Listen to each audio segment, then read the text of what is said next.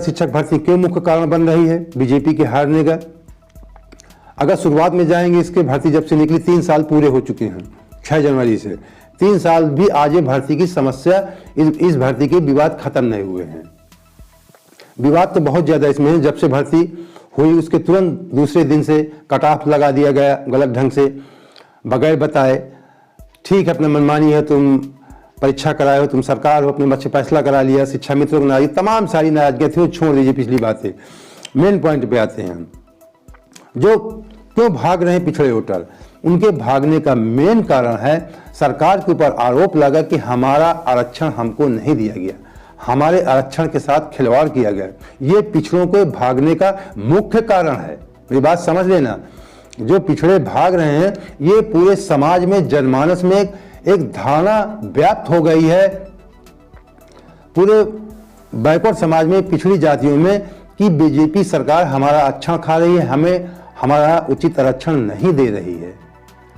ये 69 शिक्षक भर्ती में जो आरक्षण महाघोटाला हुआ, बाद में सरकार ने गलती स्वीकार किया। गलती स्वीकार करने से बात बनेगी नहीं, वो तो सब जान गए कि आप दबाव में किए हैं। ये मामला दो मेन मामले हैं, एक आरक्षण घोटाला, दूसरा उत्तर कुंजी। ये 2 मामले उत्तर कुंजी से, मैं बता रहा हूं, अगड़े भाग रहे हैं और आरक्षण महाघोटाले से पिछड़े भाग रहे हैं।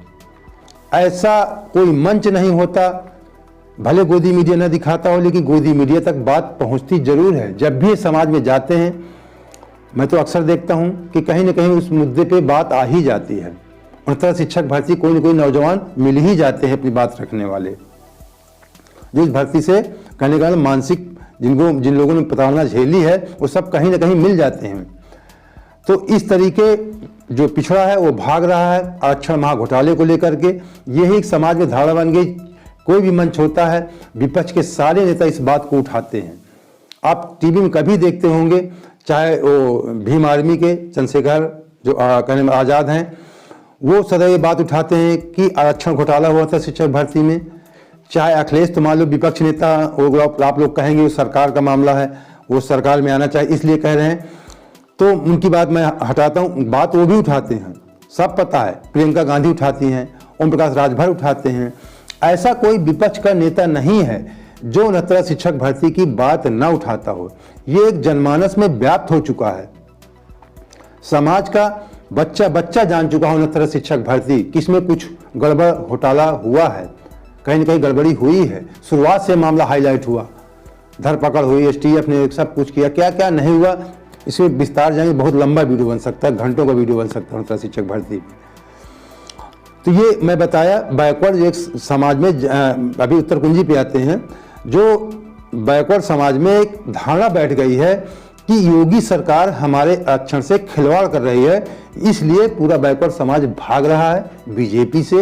ये कटु सत्य है, इसे आप माने या ना माने। मैं निष्पक्ष सदैव वीडियो बनाता हूं, सबकी कमियों को बताता हूं। और दूसरा मैं बता दूं, 69,000 उत्तर कुंजी का मामला 1.5 वर्ष से ऊपर हो गए, अभी तक ये मामला हल नहीं हुआ है। 69 शिक्षक भर्ती से संबंधित सब बता रहा हूं, सारे मैटर बताऊंगा, सिद्ध कर दूंगा। पिछले साल जब कट ऑफ का मामला हल हुआ, मतलब रिजल्ट आया, रिजल्ट के बाद कट ऑफ का मामला सॉल्व हुआ, उसके बाद से उत्तर कुंजी का मामला चल रहा है। उत्तर कुंजी का मामला पिछले साल 2020 मई से चल रहा है और सिंगल बेंच, इसमें लगभग 6 से 7 हजार अभ्यर्थी थे उत्तर कुंजी में। सरकार के जो बेसिक शिक्षा विभाग के अधिकारी हैं, इन्होंने मनमानी ढंग से गलत सवाल बनाए, गलत क्वेश्चन बनाए और उनको मानने के लिए जब आपत्तियां अभ्यर्थियों ने दिया, उनको इन्होंने माना नहीं। जब मजबूरन अभ्यर्थियों को हाई कोर्ट जाना पड़ा, हाई कोर्ट सिंगल बेंच से अभ्यर्थी हार गए। हारने के बाद वो लोग हिम्मत नहीं हारे, फैसला था, हिम्मत नहीं हारे, क्योंकि उन्होंने सही लिखा था। वो लोग डबल बेंच गए। डबल बेंच में चीफ जस्टिस की बेंच से इन अभ्यर्थियों को 1 नंबर दिया गया। जो तमाम जो विवादित क्वेश्चन थे उनमें अपना सरकार जो भी सिस्टम था अपना सरकार सिद्ध किया, क्या किया वो अलग बात, मैटर उस पर नहीं जाएंगे ज़्यादा। लेकिन जो सवाल ही एकदम गलत था, पर पूरी परिभाषा गलत थी, लेखक का नाम गलत था।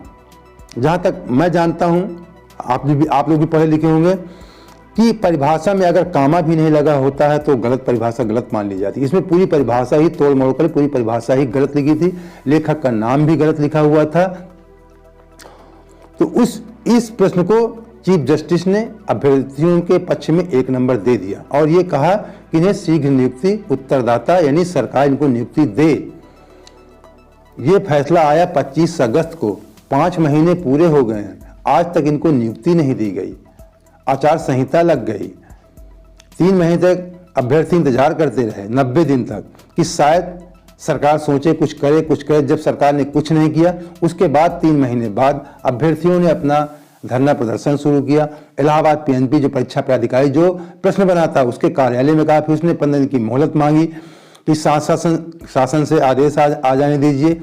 फिर अभ्यर्थियों ने 15 दिन का समय दिया, फिर धरना प्रदर्शन किया। फिर उन्होंने कहा कि वही शासन से कुछ नहीं हुआ, मीटिंग है, तमाम तरह की बातें इन्होंने किया। फिर लखनऊ में लड़के गए, वहाँ पे छात्रों ने अपना धरना प्रदर्शन इको गार्डन में कई दिन तक किया। जिस दिन इस ठंडी में जब जनवरी में बारिश हो रही थी, उस बारिश के दौरान लगातार उन अभ्यर्थियों ने वहाँ धरना प्रदर्शन इको गार्डन में दे रहे थे। कोई इनकी सुनने वाला नहीं आया। खैर प्रशासन के माध्यम से इनको बुलाया गया, इनकी बात हुई। जो बेसिक शिक्षा के प्रमुख सचिव हैं दीपक कुमार जी ने आश्वासन दिया कि हम आपका मामला हल करवाएंगे। फिर जब थोड़ा इनसे बोला गया कि आप कोई मीटिंग की डेट रखी गई कि आप फला डेट को आइए, उसी के बाद धरने के बाद एक दिन था मंगलवार, तब अभ्यर्थी गए। दीपक कुमार ने मीटिंग बुलाया था सहायक विभाग के अधिकारियों के बैठे हुए, उनके सामने कहा क्या आपको दिक्कत है, अभ्यर्थी अपनी परेशानी बताया। उन्होंने वादा किया कि 1 हफ्ते के अंदर आपका कार्य हो जाएगा। अगर 1 हफ्ते के अंदर न हो इलाहाबाद परीक्षा प्राधिकारी के यहाँ से पीएनपी से, तब आप 10वें दिन मेरे पास आना। अभ्यर्थी 10वें दिन के पास जाते हैं, उनसे मुलाकात नहीं होती। फिर उसके 2 दिन बाद उन्हें बुलाया जाता है कि आपकी मीटिंग है, आप आ जाना। अभ्यर्थी उसमें गए कल, यानी कहने का मतलब 24 जनवरी को उन्हें बुलाया गया। फिर सारे अधिकारियों को बुलाया गया, फिर उनके सामने देख लीजिए कितना बड़ा खेल एबीसी अधिकारी कर रहे हैं।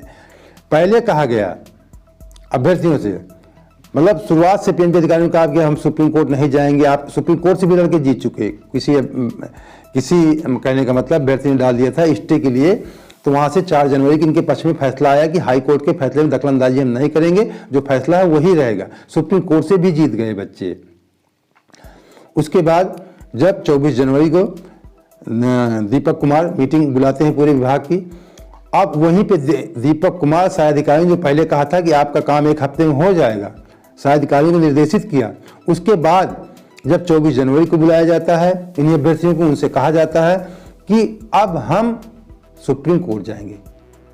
मतलब कितना बड़ा विश्वासघात, विश्वास में लेने के बाद 5 महीने के बाद कई बार आश्वासन देने के बाद कि हम सुप्रीम कोर्ट नहीं जा रहे हैं, आपका काम करेंगे, सवाल गलत है, हमें आपको भर्ती करना है। दीपक कुमार ने जी ने 1 हफ्ते का समय लिया, 1 हफ्ते के अंदर कहा कि आपका कार्य हो जाएगा। अब देख लीजिए, बीजेपी सरकार की आरक्षण मामले में किरकिरी करवाया, कटाफ के मामले में किरकिरी करवाया।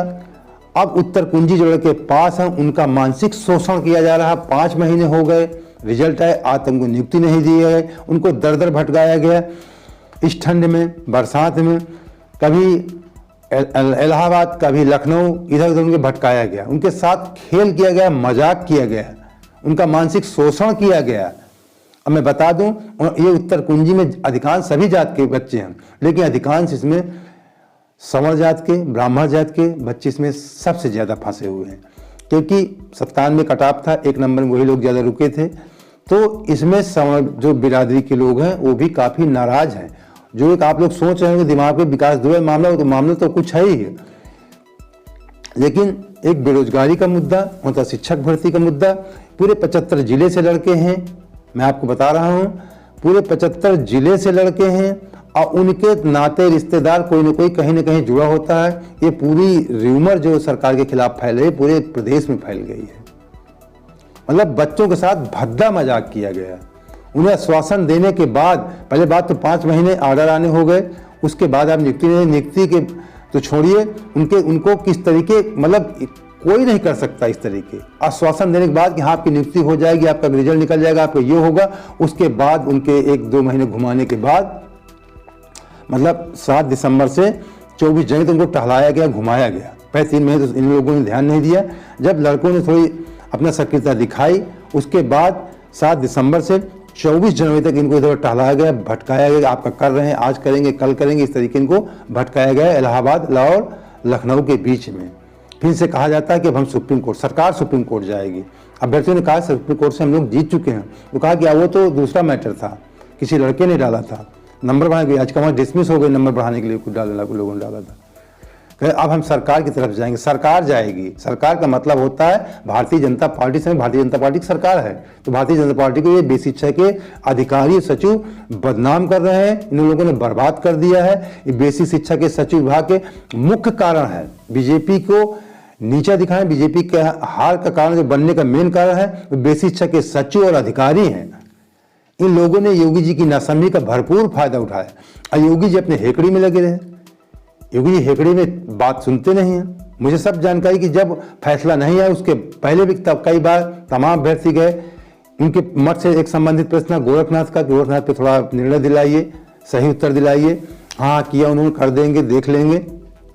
आर्डर आने के बाद जहाँ तक मुझे जानकारी है 1-2 बार उनसे गोरखपुर में मठ में जाके अभ्यर्थियों ने मिला, फिर उन्हें इशारा किया अपने अधिकारियों के देख लीजिए, लेकिन आज तक कोई सुनवाई नहीं हुई है।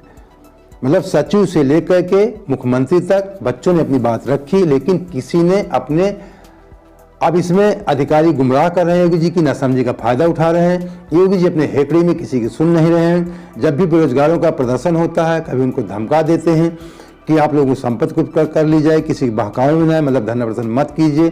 कभी उनके रैली में झंडे दिखाए जाते हैं काले बेरोजगारों की तरफ से, कहते हैं आपको बेरोजगार कर दिया जाएगा। इस तरीके को अपने हेकड़ी दिखाते हैं और उनकी इसी हेकड़ी नासमझी का फायदा बेसिक शिक्षा विभाग के अधिकारी सचिव ने खूब उठाया और बीजेपी को बदनाम करने में कोई कोर कसर नहीं छोड़ी। और गोदी मीडिया ने इन मामलों को हाईलाइट नहीं किया। जो शहर दर शहर, लखनऊ, इलाहाबाद, मेरठ, अयोध्या, हर जगह धरना प्रदर्शन अभ्यर्थियों के बेरोजगारों के हुए। 69 शिक्षक भर्ती बहुत ज़्यादा हुए, आरक्षण घोटाले के हुए, उत्तर कुंजी के हुए, कभी गोदी मीडिया ने नहीं दिखाया। अगर दिखाता, हाईलाइट करता तो शायद प्रशासन तक बात पहुंचती, शासन तक, और उसमें शासन संज्ञान लेता, शायद कई मामला हाईलाइट होता तो जरूर कहीं न कहीं मामला इसमें निस्तारित होता। लेकिन शासन सोच रहा था कि गोदी मीडिया हमारे पक्ष में अच्छा कर रहा है, जबकि गोदी मीडिया ने इन मामलों को हाईलाइट न करके सरकार का नुकसान किया।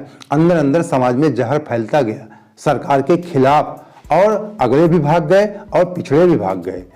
मतलब संवेदना नाम की चीज नहीं है, मानवता को उन्होंने ताक पे रख दिया है, मतलब हद कर दिया है।